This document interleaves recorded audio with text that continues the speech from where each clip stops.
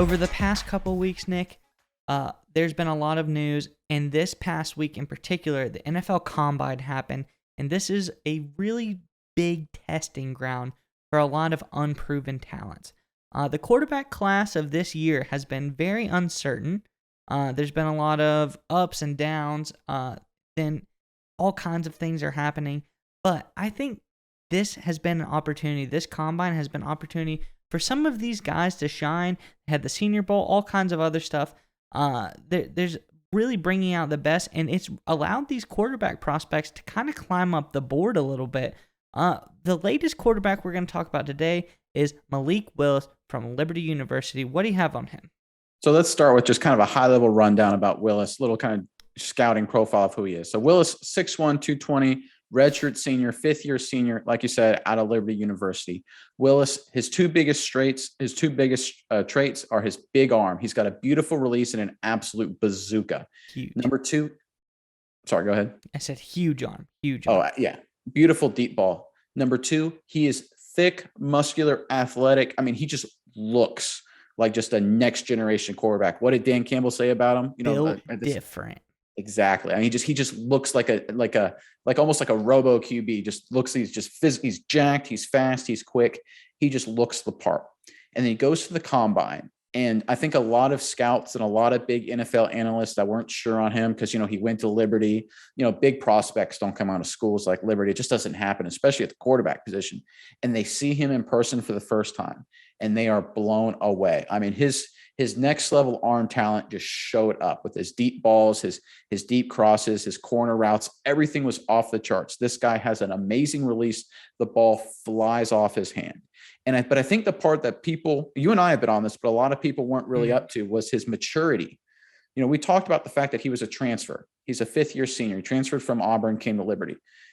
Good guy, went to a Christian school. All parts. Sounds like a leader guy with a great head on his shoulders. He interviewed with all these NFL teams, and the reports by everybody is that he blew them away with his maturity, his intelligence. And that's such a huge part of the quarterback position.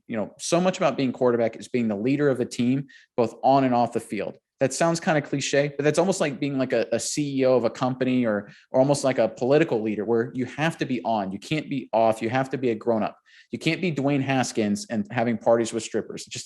That can't happen at the quarterback position. You have to be that guy that's even keeled, cooled, consistent, and can run the team from the player's perspective. And Malik Willis, for all parts, is checking every single box when it comes to that. Absolutely, Nick. And here's the thing.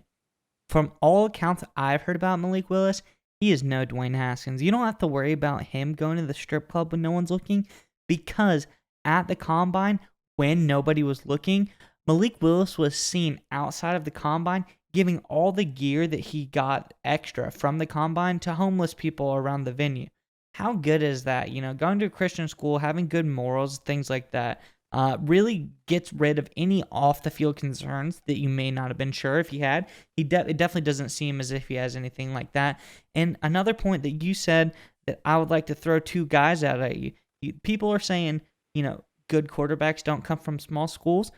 Baltimore, Dallas. Tony Romo, Eastern Illinois. Joe Flacco, Delaware. So it's possible. You never know what could happen. It's not unheard of, but remember, Romo went undrafted and Flacco fell in the first round. And what we've seen from a lot of the analysts is how they've treated it recently, where phenomenal athletes or special talents at the quarterback position, they don't rate high enough. Remember a couple of years ago how they treated Josh Allen? Mm-hmm. A lot of analysts said he's not draftable. Came out of Wyoming, was kind of wild. Like, look, he just doesn't have the accuracy. We can't trust him to throw the football and make good decisions. He's now a legitimate superstar. Lamar Jackson, another great example, a record-breaking, earth-shattering level athlete at Louisville, won the Heisman Trophy, extremely productive, basically fell out of the first round before the Ravens traded back in at pick number 32 to get him. We've seen a lot in the analyst community where they somehow have this expectation where if a quarterback prospect doesn't look like, Trevor Lawrence or Andrew Luck, that means he stinks and he's not worth a pick inside the top 15, top 20. And that's how we've seen guys like Mahomes fall to 14.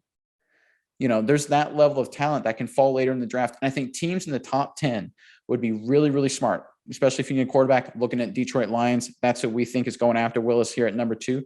There are now some new reports saying that there's a high probability of that potentially happening. Detroit Lions seem to be higher and higher on Willis. And I think it's a great pick. And Willis just seems like a guy from a maturity perspective. That was kind of the question mark. Can he handle an NFL franchise coming in and being that guy? And based on his interviews in the combine and his mentality and how he's carried himself the last couple of years, he seems ready to fill that role right away. And I tell you what, man, there is no question about his athleticism, because he's an unreal talent.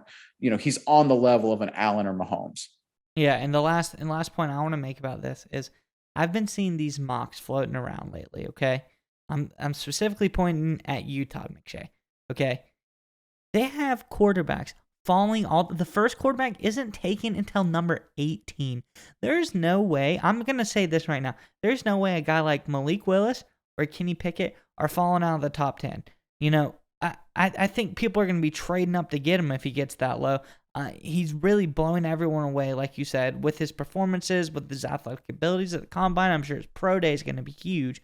There's no way these guys fall out of the top 10. So we've called it from the beginning.